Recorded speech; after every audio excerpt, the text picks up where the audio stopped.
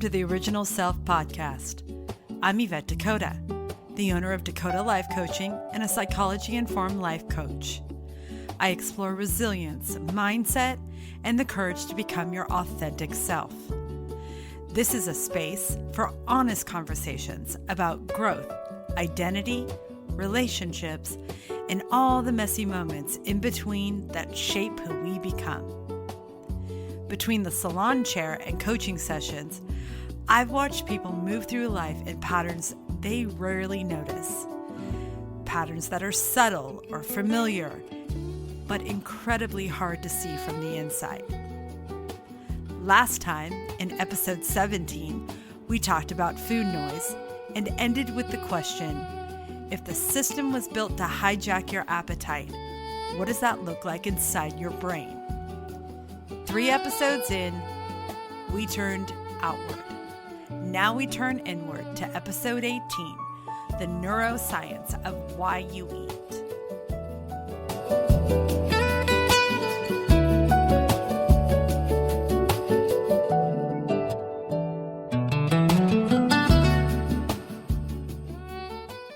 Hello and welcome back.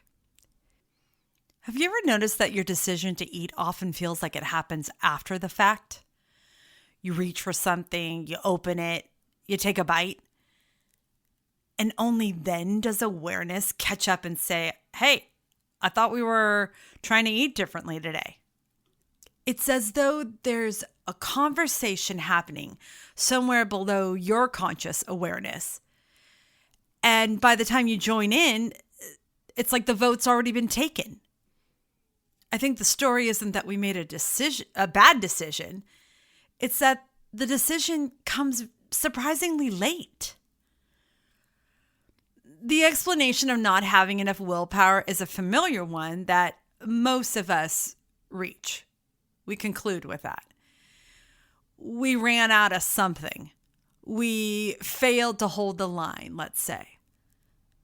And that explanation carries real moral weight because it's an implication about who we are as people.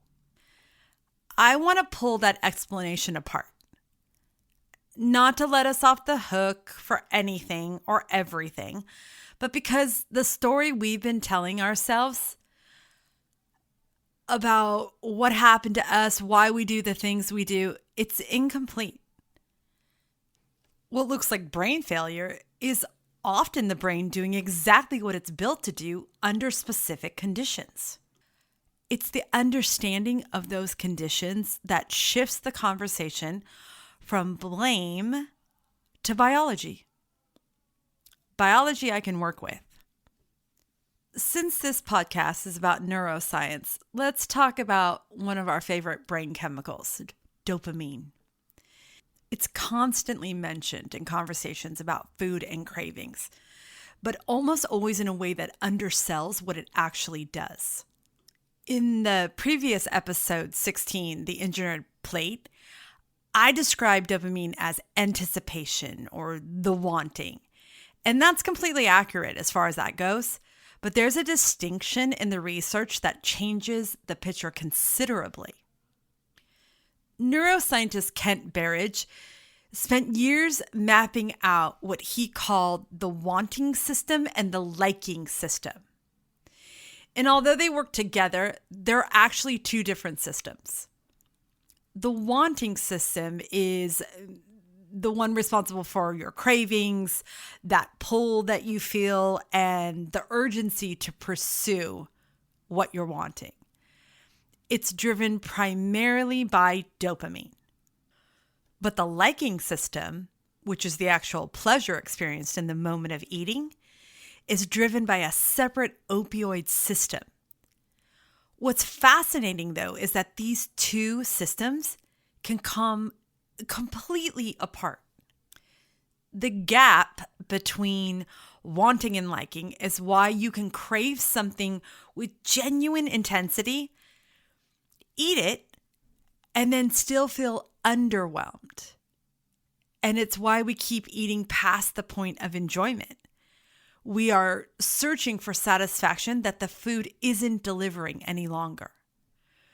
The wanting system doesn't consult the liking system, and it doesn't wait for a signal that the experience matched the anticipation before it fires again. It just keeps reaching forward, and the food environment that we live in, built around the bliss point and designed to hit multiple sensory systems at once, remember, is highly effective at keeping the wanting system activated long after the liking system has moved on. An example of this for me is this system goes crazy concerning pretzels. It's really one of the reasons I rarely eat them any longer. The first few, they're genuinely good. The salt, the crunch, everything I wanted them to be. But then something shifts inside me.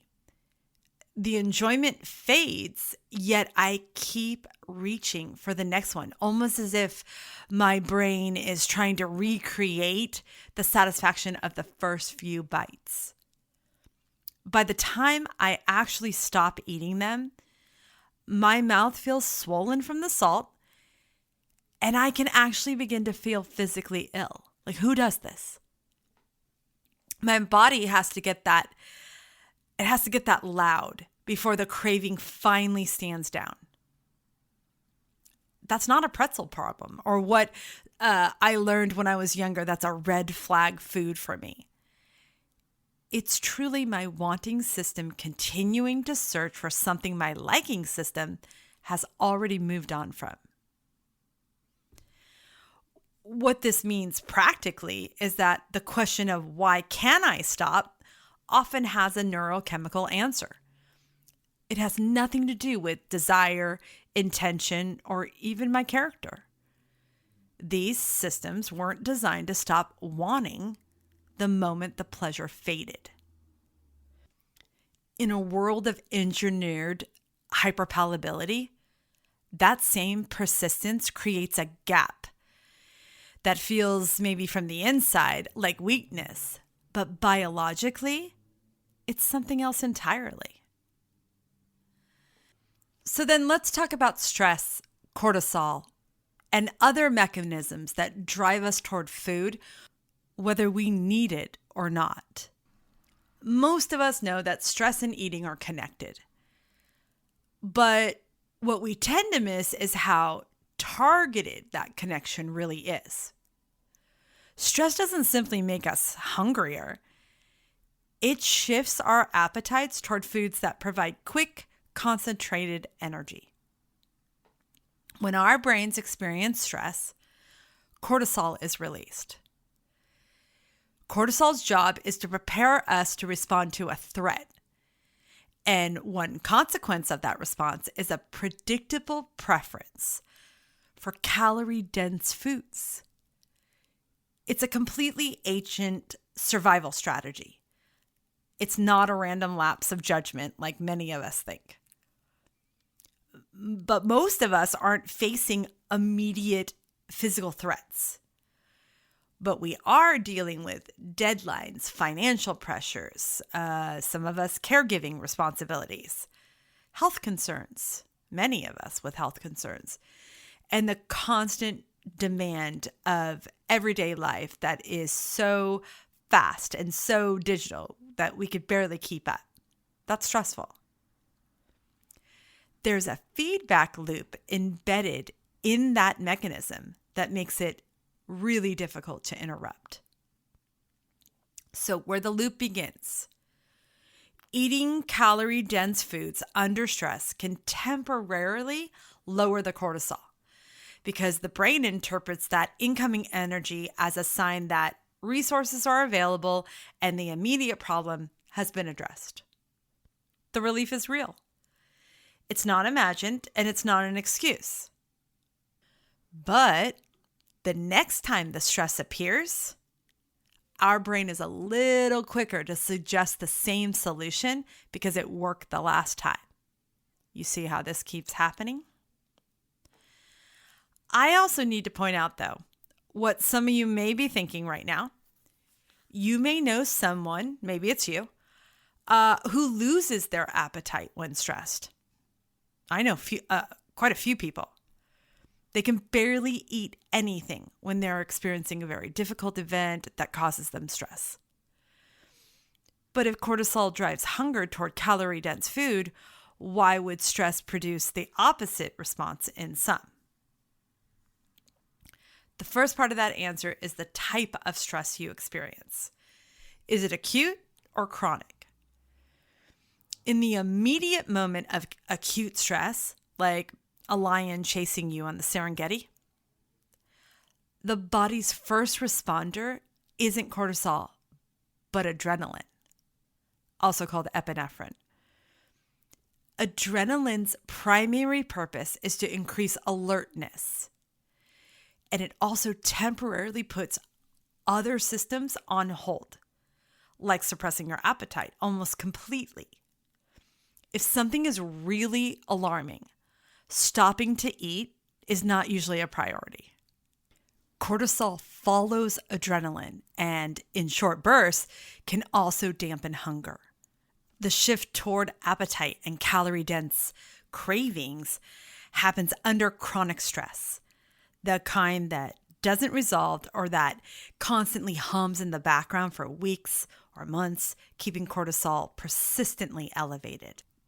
The way I know this is for many times in my life, but when my mom was dying in those 3.5 to 4 years, I think my cortisol was very high. One time I had it tested and it was super, super high. And all I craved were hyper-palatable foods, very calorie-dense foods. So I know what that feels like. The second part of the answer is that people respond to stress differently. Some people's stress systems remain more adrenaline-driven, even over time, keeping their appetites suppressed regardless of how long the stress lasts. But there's also a gut dimension to this. Anxiety creates genuine physical distress in the digestive systems. You can experience nausea, tightness, discomfort. They can all quiet hunger signals before they even reached your conscious awareness. So what I say is the person who can't eat when they're anxious isn't more disciplined than the person who reaches for food. It's just their nervous system is running differently. It's running a different program that no one chose. Neither of them chose. The third system at play is the gut. We often think of the gut as where food is digested, and it is. But what's interesting is it's also in constant communication with the brain through what is known as the gut-brain axis. About 90% of the body's serotonin, which is a chemical messenger involved in regulating appetite and digestion, is produced in the gut-brain axis. The gut is also home to the microbiome, which are trillions of bacteria and other microorganisms that, again, are constantly communicating with the brain. This will all make sense in a second. Research from the University of Pittsburgh suggested that gut microbes not only respond to what we eat, but also influence what we want to eat next. Certain bacterial strains appear to promote cravings for foods they need to thrive, while also influencing ghrelin and leptin. Those are the hormones that regulate hunger and fullness. So when those signals become less reliable, the conversation between the gut and the brain becomes less accurate. By now, you can probably see that a craving doesn't just come from one place. Dopamine anticipates a reward. Cortisol directs our appetite toward calorie-dense foods. And then the gut sends its own signals about what it wants next. So basically, the part of you that made a plan this morning isn't the same system generating every craving later on in the day. Yet from the inside, they feel like the same voice, right? A craving emerges from a conversation between the brain, body, and the gut. And understanding that completely changes my question entirely. Instead of asking for years, what's wrong with me? Why can't I stop doing this? I think we can all start asking, what is my brain and body responding to right now? What strikes me about all of this is how quickly we turn a behavior that we are doing into our identity. We don't just say, I eat when I'm stressed. We say, I'm the kind of person who has no self-control. We take that one moment of behavior and let it become our story, who we are. I know that science doesn't erase our behavior, but it does change the story. So think about it. If all of these systems are influencing behavior, where does conscious choice enter the picture? The prefrontal cortex is the part of the brain responsible for planning, weighing consequences, and putting the brakes on impulse. When it works well, it creates a pause between a craving and an action. It gives us a chance to choose differently, to respond differently. The catch is that it's also one of the first parts of the brain to struggle when we're under pressure. Stress, poor sleep, emotional exhaustion. All of that makes it less effective. At the same time, we know that stress drives our brains towards calorie-dense foods. Those aren't two separate problems, right? It's a stress response that presses down on the accelerator while also weakening the brakes. Because if the prefrontal cortex is being overruled by stress and poor sleep and emotional exhaustion, how can we put the brakes on and choose wisely? How can we pause? Under enough stress, the brain prioritizes immediate needs over long-term goals. The voice looking for the relief gets louder, while the voice thinking about consequences gets quieter. That's how you're overruled. That's why you start off in the morning, I'm going to eat this way, I'm going to be good, quotation marks, and why at the end of the night, no go. I think we actually understand this principle better than we realize. Think about your younger self. Most of us can look back at when we were in our teens, 18, whatever, early 20s, and immediately recognize decisions that we just wouldn't make today. Think about that lower back tattoo that you got. We accept that the state of your brain influences behavior. Stress works the same way. The conditions change and the behaviors change with them. The encouraging part is that the prefrontal cortex can be engaged deliberately, even if it's only for a few moments. There's a UCLA researcher, Matthew Lieberman, that found when people apply words to what they're experiencing, the brain does respond. Such as simply naming a feeling, like I'm having a craving right now. It quiets some of the brain's more reactive systems while bringing in the prefrontal cortex to be more fully present. So imagine this. You're sitting on the couch watching television. And as soon as the commercial comes on, you get up, walk into the kitchen, and open the pantry or refrigerator or freezer. You weren't hungry a minute ago. You may not even be hungry now, yet you're still standing in front of the food.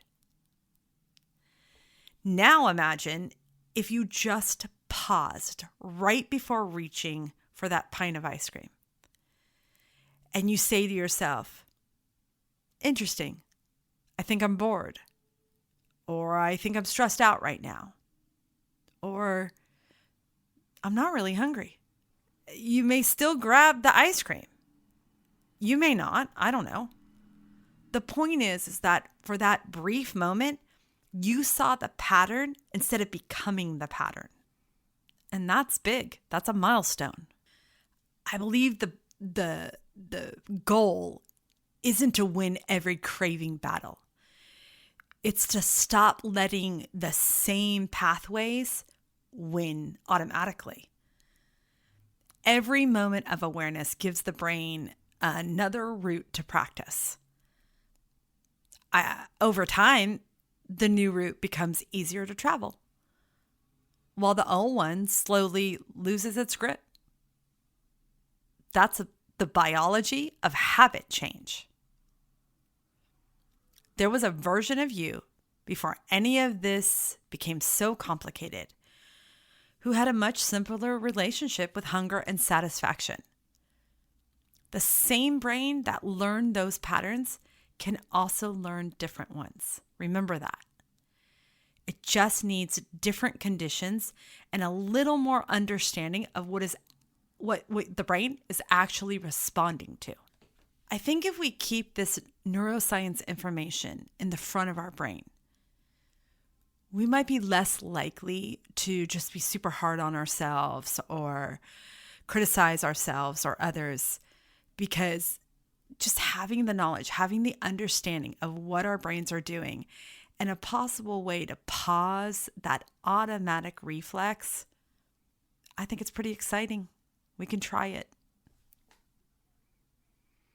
In the next episode, we're going to move further back, before the stress patterns were established, before the neural pathways were carved, and before the years of eating shaped the gut microbiome. Episode 19 is born into it, and we'll examine what is already in place before you were old enough to make any choices about it. It's about the epigenetics, the family food patterns, the inherited biology, and the psychological conditioning that arrived before you had any framework to question it.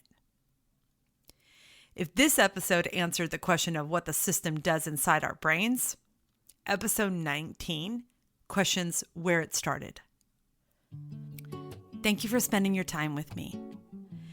If you'd like to learn more about working with me, you can find all of my contact information in the episode notes.